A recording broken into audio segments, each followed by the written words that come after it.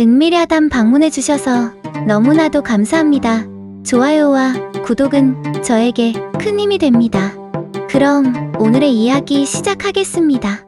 깊은 산속, 칠흑 같은 어둠이 천지를 뒤덮은 밤이었습니다. 바람은 쓸쓸히 불어와 나뭇가지를 흔들었고 메아리처럼 울려 퍼지는 부엉이 소리만이 정적을 깨트리는 순간이었지요. 그 산길을 한 선비가 홀로 걸어가고 있었습니다. 그의 옷은 낡고 헤어져 있었으나 그 눈빛만은 별처럼 맑고 바위처럼 단단했습니다. 선비의 이름은 이연. 비록 그의 겉모습은 초라하였으나 그 내면에는 강철 같은 의지와 칼날 같은 재기가 숨어 있었습니다. 이연이 산길을 걷던 그때 어디선가 바람을 타고 여인의 다급한 외침이 들려왔습니다. 살려주세요. 누구든 제발. 그 목소리에는 절박함과 두려움이 가득했습니다. 이연은 즉시 발걸음을 멈추고 소리가 들려온 방향을 가늠했지요. 머뭇거림 없이 그는 소리가 난 쪽으로 달려갔습니다. 울창한 소나무 사이로 새어 들어오는 희미한 달빛 아래 그가 본 것은 서너 명의 거친 사내들에게 에워싸인 한 여인이었습니다. 여인은 비단 저고리에 고운 치마를 입고 있었으나 그 모습은 어딘가 어울리지 않았습니다. 귀족의 기품은 느껴졌으나 너무도 초췌하고 비참했으며 도망자의 처지처럼 보였으나 그 눈빛만은 귀한 집안의 교수임을 부정할 수 없었습니다. 달빛 아래 흩어진 그녀의 머리카락은 밤하늘을 수놓은 까마귀 깃털처럼 흩날렸고 그 눈동자는 깊은 호수처럼 두려움에 젖어 있었습니다. 이연은 즉시 허리춤에서 검을 빼들었습니다. 그 순간 달빛이 검날에 반사되어 번쩍였습니다. 그만두시오. 더 이상 이 여인을 위협한다면 가만두지 않겠소. 이연의 목소리는 고요한 산중에 울려 퍼졌습니다. 왈패들은 이연을 돌아보더니 한바탕 웃음을 터뜨렸지요. 이런 선비 나으리께서 검을 드시다니. 우리 일에 끼어들면 그 고운 얼굴에 흉터라도 생길까 걱정이 옵니다. 그들의 조롱 섞인 말에도 이연의 표정은 변함이 없었습니다. 오히려 그의 눈에는 차가운 결의가 서렸고 이미 그의 발걸음은 움직이기 시작했습니다. 마치 한 마리 매처럼 날렵하게, 그러나 호랑이처럼 날카롭게 그는 왈패들 사이로 뛰어들었습니다. 칼날이 번뜩이며 공기를 가르는 소리가 들렸습니다. 이연의 검법은 결코 일반 선비의 것이 아니었습니다. 마치 오랜 세월 무예를 익힌 장수의 그것과도 같았지요. 한 명, 두 명, 왈패들이 차례로 쓰러졌습니다. 그들이 칼을 뽑기도 전에 이연의 검이 먼저 그들의 손목을 스쳤고 비명을 지르기도 전에 그들의 가슴팍을 겨누었습니다. 그 틈을 타 여인은 재빨리 이연에게로 달려왔습니다. 그녀의 얼굴은 창백했고 떨리는 입술로 겨우 말을 이었습니다. 부탁드립니다. 저를 지켜주실 수 있겠습니까? 이연은 잠시 그녀를 바라보았습니다. 달빛 아래 그녀의 얼굴은 마치 꽃잎처럼 섬세하고 아름다웠으나 동시에 깊은 슬픔이 감돌고 있었지요. 이연은 조용히 고개를 끄덕였습니다. 나를 믿으시오. 이 짧은 한마디에 여인의 눈에는 안도의 빛이 스쳤습니다. 이연은 왈패들이 다시 모여들기 전에 그녀의 손을 잡고 깊은 산속으로 발걸음을 옮겼습니다. 두 사람의 뒤로 달빛만이 그들의 길을 조용히 비추었습니다. 이연은 여인의 손을 이끌고 산속 깊숙한 곳으로 들어갔습니다. 발걸음을 옮길 때마다 마른 낙엽이 바스락거리는 소리가 울렸지요. 얼마를 걸었을까 작은 초가집 한 채가 나타났습니다. 낡고 허름했으나 사람이 살만한 공간이었습니다. 이곳에서 하룻밤 쉬어가시는 게 좋겠소.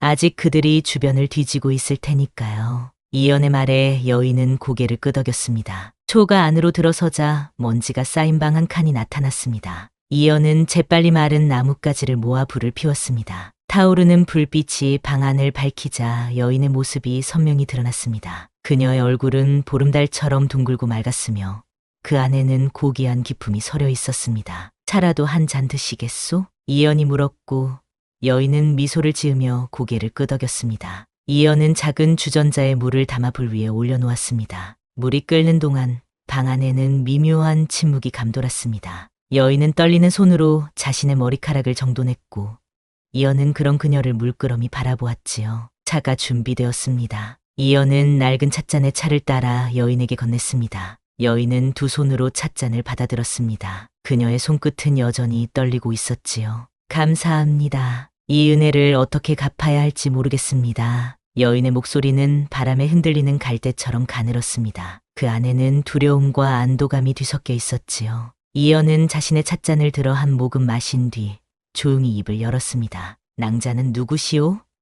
어째서 그들에게 쫓기고 있었소? 그 질문에 여인은 잠시 입술을 깨물었습니다. 그녀의 눈에는 망설임이 맴돌았지요. 마침내 그녀는 깊은 한숨을 내쉬고 낮은 목소리로 말했습니다. 제 이름은 연하라 합니다. 저는 죽은 좌이정의 딸입니다. 그 말에 이연은 깜짝 놀라 찻잔을 내려놓았습니다. 좌이정 대감은 얼마 전 반역죄로 처형된 인물이었습니다. 온 나라가 술렁이던 사건이었지요. 좌이정 대감의 따님이요? 이연의 물음에 연하는 고개를 끄덕였습니다. 그녀의 눈에서는 눈물이 맺혔지요.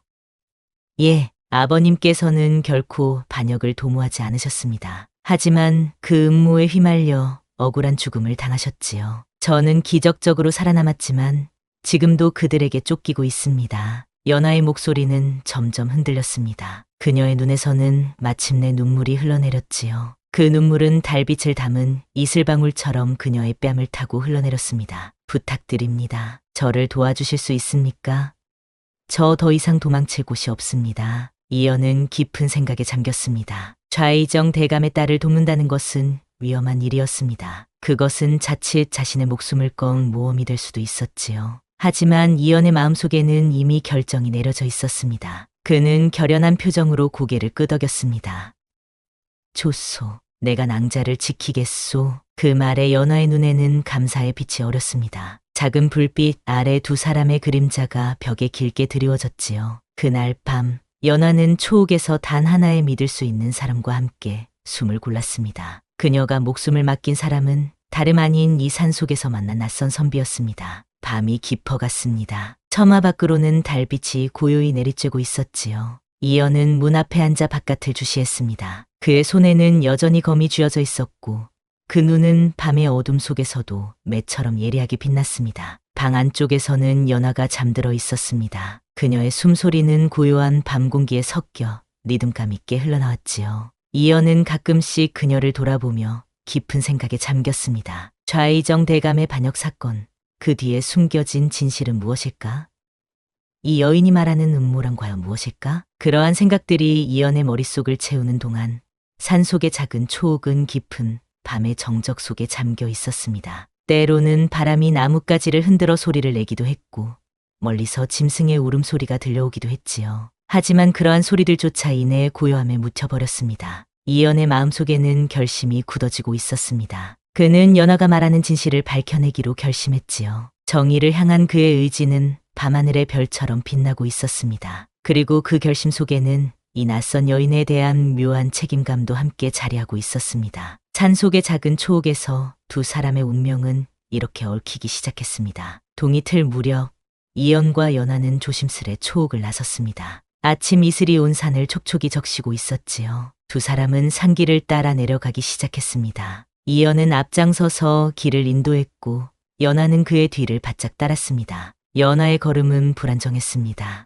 어제의 일로 그녀의 다리는 여전히 떨리고 있었고 그 얼굴에는 지친 기색이 역력했지요. 괜찮으십니까? 이연이 걱정스레 물었습니다. 연하는 억지로 미소를 지으며 고개를 끄덕였습니다. 네, 괜찮아요. 그저 오랜만에 뛰어서 그런 것뿐이니 걱정 마세요. 그러나 그녀의 눈빛에서 이연은 깊은 피로감을 읽을 수 있었습니다. 이연은 잠시 걸음을 멈추고 주변을 살폈지요. 마침 그곳에는 작은 개울이 흐르고 있었습니다. 이연은 연하를 개울가로 안내했습니다. 잠시 쉬었다 가는 것이 좋겠소. 물도 마시고 기력을 회복하셔야지요. 연하는 감사의 눈빛으로 이연을 바라보았습니다. 그녀는 개울가에 앉아 두 손으로 물을 떠마셨습니다. 맑고 차가운 산속 물은 그녀에게 새로운 활력을 불어넣어주는 듯했지요. 물을 마신 연하의 얼굴에 조금씩 혈색이 돌아왔습니다. 이제 어디로 가야 할까요? 연하가 조심스레 물었습니다. 이연은 잠시 생각에 잠겼다가 입을 열었습니다. 우선 저작거리로 가봅시다. 그곳에서 소식을 들을 수 있을 것이오. 그리고 관아에도 가야 할 것 같소. 낭자의 아버님에 관한 기록을 살펴봐야지요. 연하의 눈에 불안감이 어렸습니다. 저작거리와 관하는 사람들로 북적이는 곳이었습니다. 그곳에서 그녀가 발각될 위험은 매우 컸지요. 이연은 그녀의 마음을 읽은 듯 덧붙였습니다. 걱정 마시오. 내가 낭자를 지키리다. 두 사람은 다시 길을 재촉했습니다. 산을 내려오자 멀리 마을이 보이기 시작했지요. 아침 일찍부터 저작거리는 사람들로 북적였습니다. 장사꾼들의 외침, 흥정하는 소리, 지나가는 행인들의 잡담이 한데 어우러져 시끌벅적한 소음을 만들어내고 있었습니다. 이연과 연하는 사람들 틈에 섞여 저작거리를 걸었습니다. 그들은 사람들의 이야기에 귀를 기울였지요. 이미 소문은 퍼져 있었습니다. 좌이정 대감의 여식이 살아있다더군. 그 여식을 잡아야 한다던데 도망친 모양이야. 상금도 걸렸다지.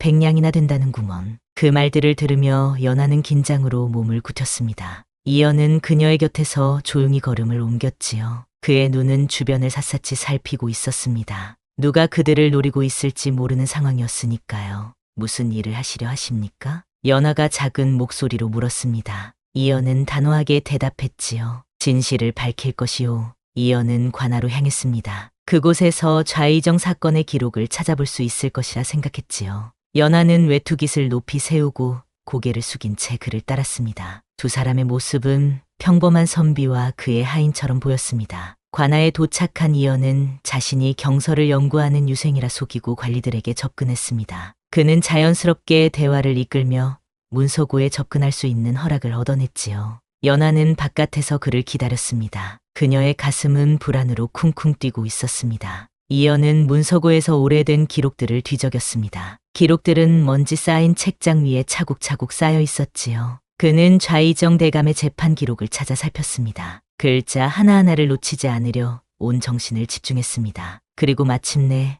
한 장의 문서를 발견했습니다. 그것은 좌이정의 억울함을 증명할 수 있는 중요한 증거였습니다. 문서에는 좌이정이 반역을 모의한 것이 아니라 오히려 반역을 막으려 했다는 내용이 담겨 있었지요. 그리고 그 배후에는 뜻밖의 인물이 있었습니다. 바로 영의정이었습니다. 이연의 눈이 커졌습니다. 그는 즉시 그 문서를 품에 넣고 문서고를 나서려 했습니다. 그러나 그 순간 누군가가 그의 앞을 가로막았습니다. 내 놈이 감히 여기서 뭘 하느냐? 눈앞에 서 있는 것은 영의정의 부하들이었습니다. 그들의 눈빛은 날카로웠고 손에는 이미 칼이 들려 있었지요. 이연은 긴장했지만 침착하게 상황을 살폈습니다. 그의 머릿속에는 이미 탈출 계획이 구상되고 있었습니다. 죄송하오. 그저 경서를 찾고 있었을 뿐이오. 이연은 담담하게 대답했지만 부하들은 이미 그를 의심하고 있었습니다. 그들은 천천히 이연에게 다가왔지요. 위기의 순간이었습니다. 이연은 순간적으로 판단했습니다. 그는 갑자기 책장을 밀어 넘어뜨렸고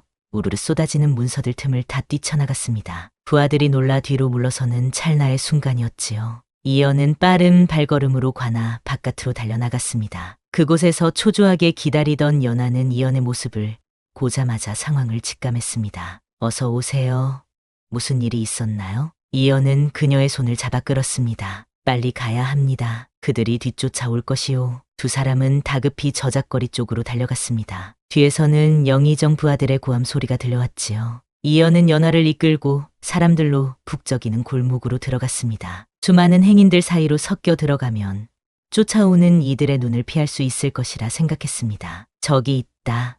저 선비를 잡아라. 부하들의 외침에 사람들이 두리번거렸습니다. 이연은 재빨리 길가의 포목점으로 연하를 이끌었지요. 그곳에는 다양한 비단들이 걸려 있었고 그 뒤로 숨을 공간이 있었습니다. 두 사람은 비단 뒤에 숨어 숨을 죽였습니다. 연하의 심장이 미친 듯이 뛰었고 이연의 이마에는 식은땀이 맺혔습니다. 부하들이 포목점 앞을 지나쳤습니다. 그들은 여전히 주변을 둘러보며 이연과 연하를 찾고 있었지요. 이연은 품에서 찾아낸 문서를 꺼내 연하에게 보여주었습니다. 이것을 보시오. 낭자의 아버님은 결백하셨소. 오히려 반역을 막으려 하셨던 것이지요. 연하의 눈에는 눈물이 고였습니다. 문서를 훑어보던 그녀의 손이 떨렸지요. 아버님, 그러셨군요. 저는 항상 믿고 있었어요. 그녀의 목소리는 흐느낌으로 가득 찼습니다. 이연은 조용히 그녀의 어깨에 손을 얹었습니다. 이제 어찌할 생각이십니까? 연하가 물었습니다. 이연은 품에 넣은 문서를 가리키며 결연한 표정으로 대답했지요. 진실을 조정 앞에 알릴 것이오. 그러나 먼저 안전한 곳으로 가야 합니다. 여기서는 위험하니까요. 두 사람은 다시 한번 주변을 살핀 후 포목점을 빠져나왔습니다. 이번에는 더욱 조심스럽게 움직였지요. 그들은 좁은 골목길을 따라 외곽으로 향했습니다. 저작거리에서 벗어나자 사람들의 수가 줄었고 이에 따라 위험도 커졌습니다. 언제 부하들이 나타날지 모르는 상황이었으니까요. 한양에 제 스승님이 계십니다. 그분을 찾아가면 도움을 얻을 수 있을 것이오. 이연이 말했습니다. 연하는 고개를 끄덕였습니다. 두 사람은 한양으로 가는 길을 재촉했지요. 그러나 그들이 도시의 경계에 다다랐을 때 갑자기 말발굽 소리가 들려왔습니다. 관군들이 그들을 향해 달려오고 있었습니다. 빨리 숨어야 합니다. 이연이 소리쳤습니다. 그는 연하의 손을 잡고 길가의 낮은 언덕 뒤로 몸을 숨겼습니다. 관군들이 그들 앞을 지나쳐 갔지요. 이연과 연하는 안도의 한숨을 내쉬었습니다. 그러나 그들의 안도감은 잠시뿐이었습니다. 언덕 너머에서 또 다른 관군들이 다가오고 있었기 때문입니다. 이연은 검을 빼들었습니다. 한치의 머뭇거림도 없이 그는 관군들을 상대했습니다. 칼날이 부딪히는 소리가 울려 퍼졌지요.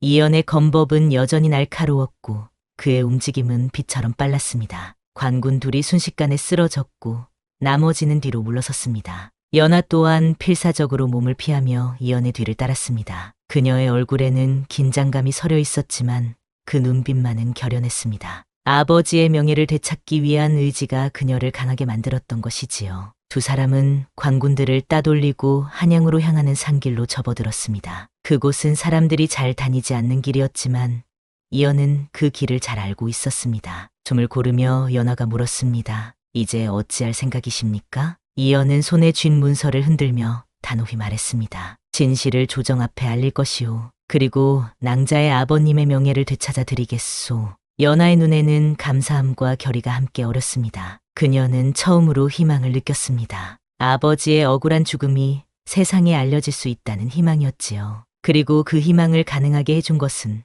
바로 이 선비였습니다. 잔길을 따라 걷는 동안 연하는 문득 이연에게 물었습니다. 선비님, 어찌하여 저를 그토록 도우시는 것입니까?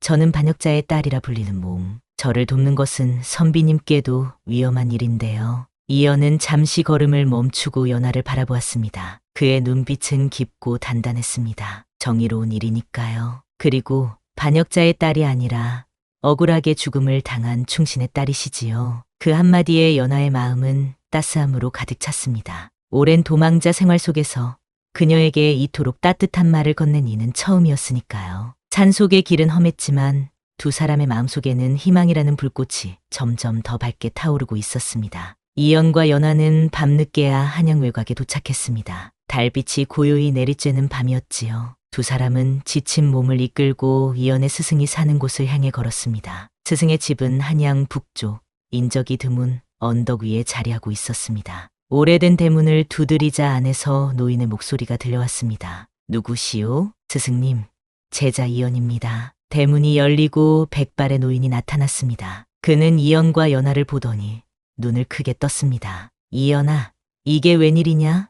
그리고 이 낭자는? 스승님, 긴 이야기입니다. 우선 들어가서 말씀드리겠습니다. 노인은 고개를 끄덕이고 두 사람을 안으로 맞이했습니다. 그의 이름은 박학, 한때 조정의 대학자였으나 지금은 세상을 등지고 글을 읽으며 사는 은자였지요. 방 안으로 들어서자 박학은 두 사람에게 따뜻한 차를 내왔습니다. 자, 이제 말해보거라. 무슨 일이 있었던 것이냐? 이연은 처음부터 모든 일을 털어놓았습니다. 연하를 만난 일, 좌의정 대감의 억울함을 증명하는 문서를 발견한 일, 그리고 영의정의 부하들에게 쫓긴 일까지 모두 말이지요. 박학은 이야기를 듣고 깊은 한숨을 내쉬었습니다. 그랬구나.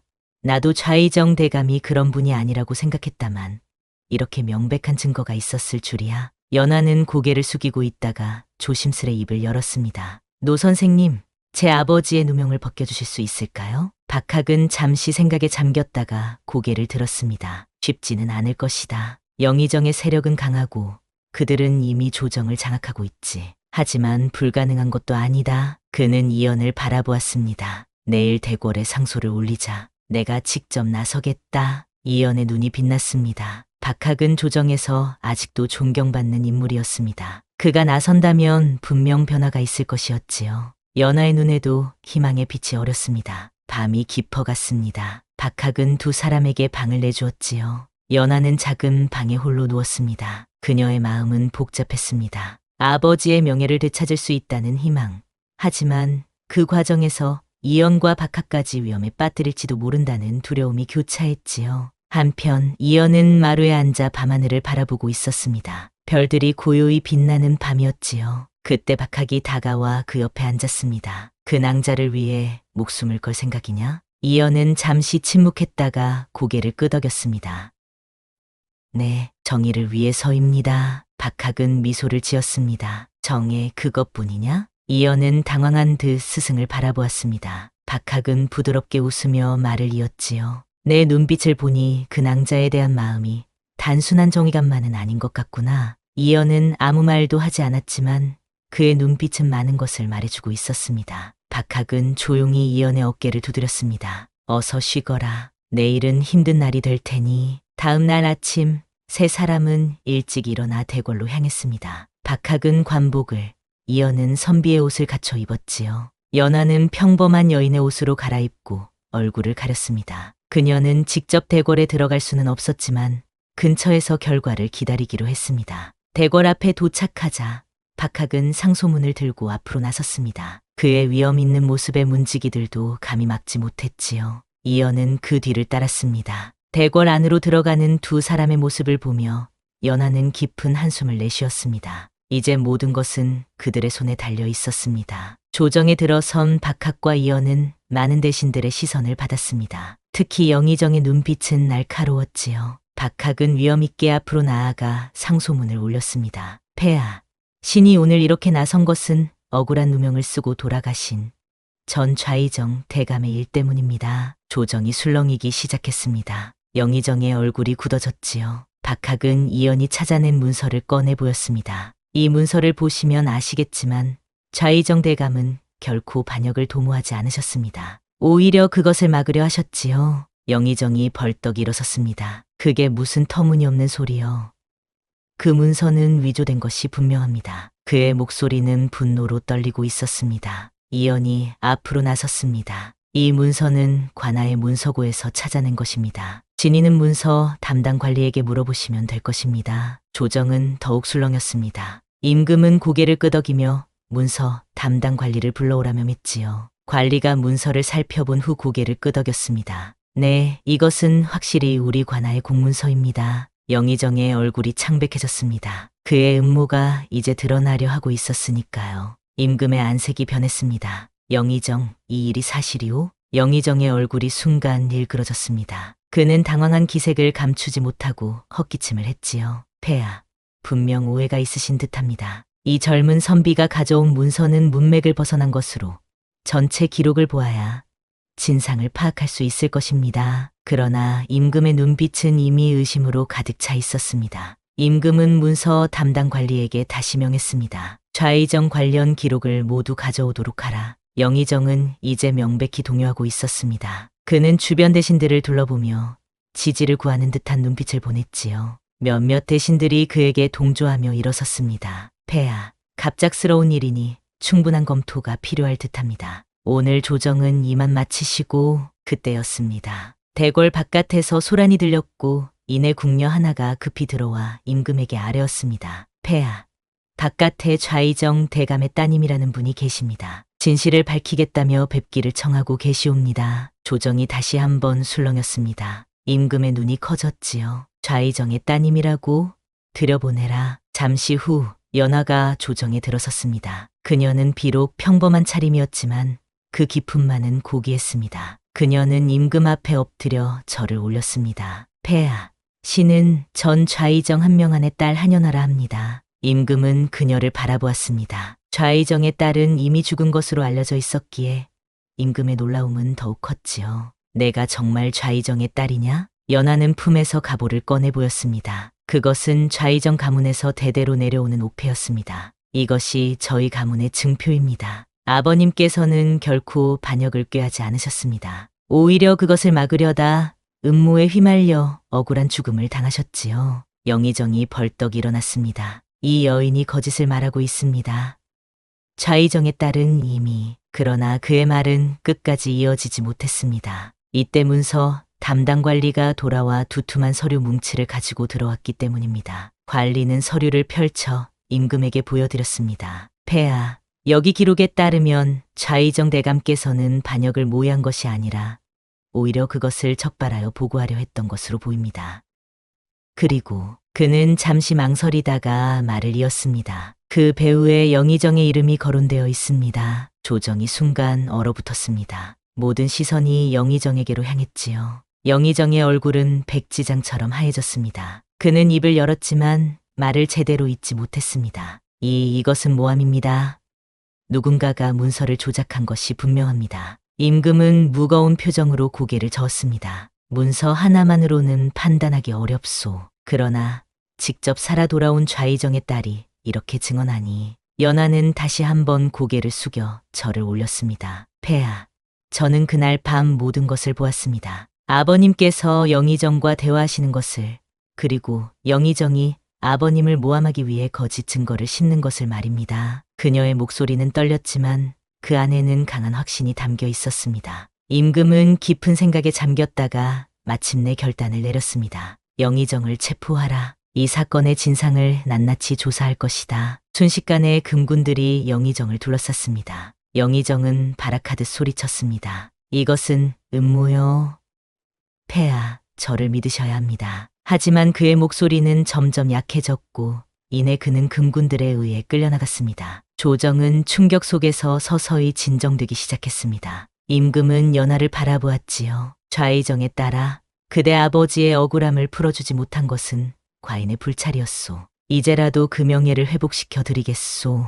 연하의 눈에서는 눈물이 흘렀습니다. 그것은 슬픔의 눈물이기도 했지만 동시에 안도와 감사의 눈물이기도 했지요. 그녀는 깊이 절을 올렸습니다. 폐하의 은혜 평생 잊지 않겠습니다. 임금은 좌의정의 관직을 추서하고 그의 가문을 회복시키는 명령을 내렸습니다. 또한 연하에게도 그에 맞는 지위와 재산을 돌려주었지요. 오랜 시간 도망자로 살아온 연하에게 이것은 꿈만 같은 일이었습니다. 조정을 나선 연하, 이연, 박학의 얼굴에는 안도감이 가득했습니다. 그들은 함께 박학의 집으로 돌아갔지요. 집에 도착하자 박학은 두 사람을 바라보며 미소 지었습니다. 이제 모든 것이 해결되었구나. 연하 아가씨는 본래의 지위를 되찾았고, 이연아, 너는 훌륭한 일을 해냈다. 이연은 고개를 숙였습니다. 모두 스승님의 도움 덕분입니다. 박학은 부드럽게 웃으며 방으로 들어갔습니다. 마당에는 이연과 연하만이 남았지요. 둘은 잠시 서로를 바라보다가 연하가 먼저 입을 열었습니다. 모든 것이 선비님 덕분입니다. 제 목숨을 구해주시고 아버님의 명예도 되찾아 주셨습니다. 이 은혜를 어찌 갚아야 할지 이연은 고개를 젓고 말했습니다. 은혜라 하기엔 부족합니다. 다만 정의가 바로 서는 것을 보게 되어 기쁠 따름이지요. 달빛이 마당에 내리쬐는 고요한 밤이었습니다. 이연과 연하는 나란히 앉아 밤하늘을 바라보고 있었지요. 별들이 무수히 빛나는 하늘은 마치 두 사람의 감정처럼 깊고 넓었습니다. 이연이 조용히 입을 열었습니다. 이제 낭자는 어디로 가실 생각이십니까? 연하는 잠시 생각에 잠겼다가 대답했습니다. 아버님의 장례를 다시 치르고 싶습니다. 그리고 아직은 모르겠습니다. 그녀의 목소리에는 아직도 슬픔이 묻어 있었지요. 아버지의 명예는 회복되었지만 그를 다시 볼 수는 없는 노릇이었으니까요. 이연은 조용히 그녀의 손을 바라보았습니다. 달빛 아래 그녀의 손은 마치 한 폭의 그림처럼 아름다웠습니다. 제가 함께 하겠습니다. 이연의 말에 연하는 놀란 듯 그를 바라보았습니다. 이연은 진지한 표정으로 말을 이었지요. 좌의정 대감의 장례를 함께 치르고 싶습니다. 그리고 그 이후에도 낭자가 원하신다면 곁에 있겠습니다. 연하의 눈에 눈물이 고였습니다. 그것은 슬픔의 눈물이 아니라 깊은 감동과 따스함의 눈물이었지요. 그녀는 고개를 끄덕였습니다. 고맙습니다.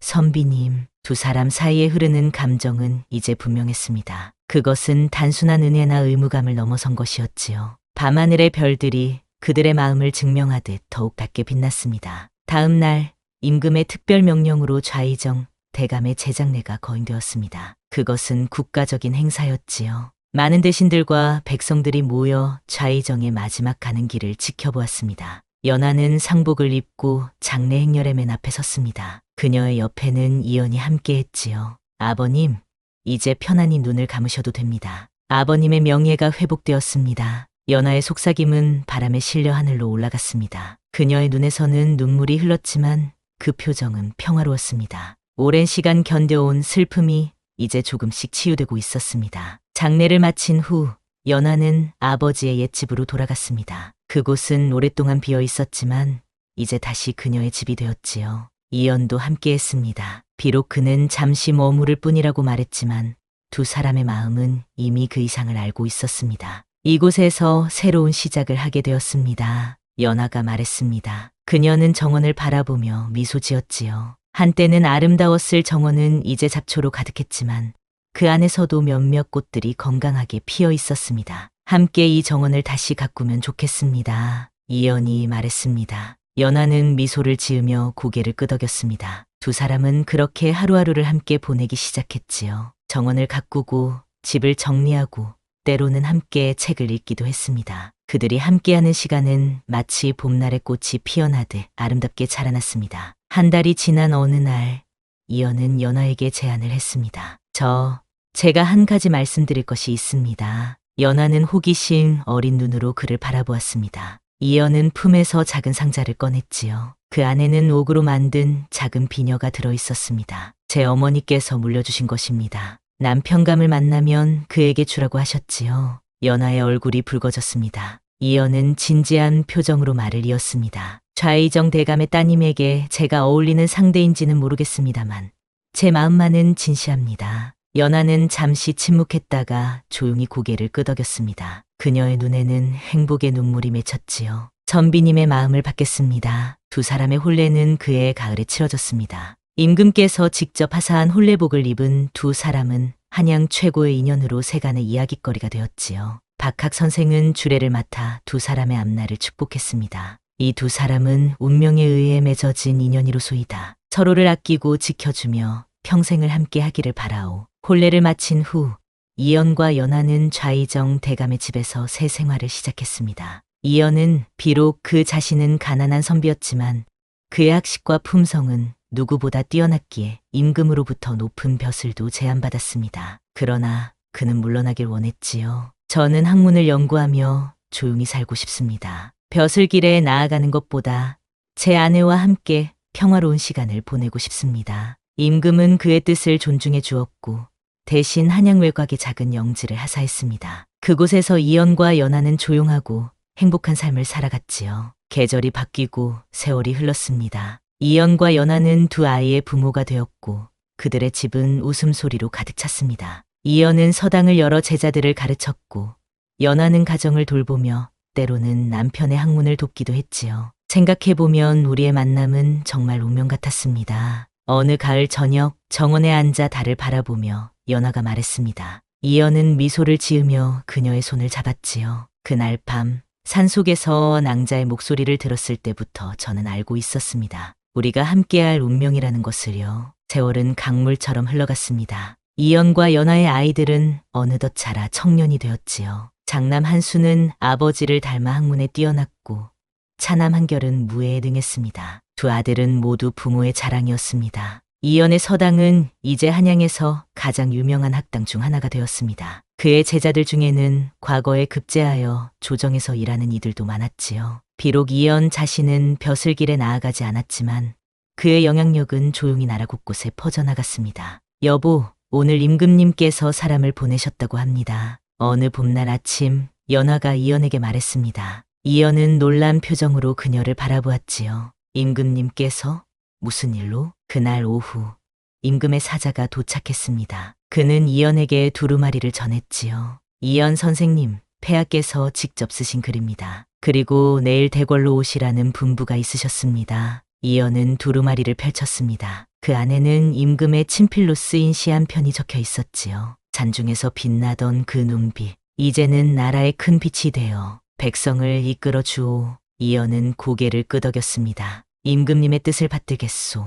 내일 대궐에 나아가겠소. 사자가 떠난 후 연하가 걱정스러운 표정으로 물었습니다. 여보, 임금님께서 무슨 일로 부르시는 것일까요? 이연은 잠시 생각에 잠겼다가 대답했습니다. 아마도 중요한 일이 있으신 듯합니다. 걱정 마시오. 내일 가보면 알게 될 것이오. 다음 날 이연은 오랜만에 관복을 갖춰 입고 대궐로 향했습니다. 대궐 문 앞에서 그를 기다리고 있던 신하가 그를 안내했지요. 임금은 편전에서 이연을 맞이했습니다. 그대를 오랜만에 뵙는구려. 세월이 흘렀어도 그 눈빛은 여전하오. 이연은 깊이 절을 올렸습니다. 폐하를 뵙게 되어 영광입니다. 임금은 바로 본론으로 들어갔습니다. 최근 북방에서 이상한 기운이 감지되고 있소. 이웃 나라의 움직임이 심상치 않은데 조정의 대신들은 제각각 다른 의견만 내놓고 있지요. 임금의 눈빛이 진지해졌습니다. 그대의 지혜가 필요하오. 좌의정으로 조정에 들어와 나를 돕지 않겠소? 이연은 깜짝 놀랐습니다. 좌의정이라니 그것은 아내의 아버지가 지냈던 자리였습니다. 그 자리에 자신이 오른다는 것은 운명의 장난같이 느껴졌지요. 폐하, 저는 미천한 선비에 불과합니다. 그런 중책을.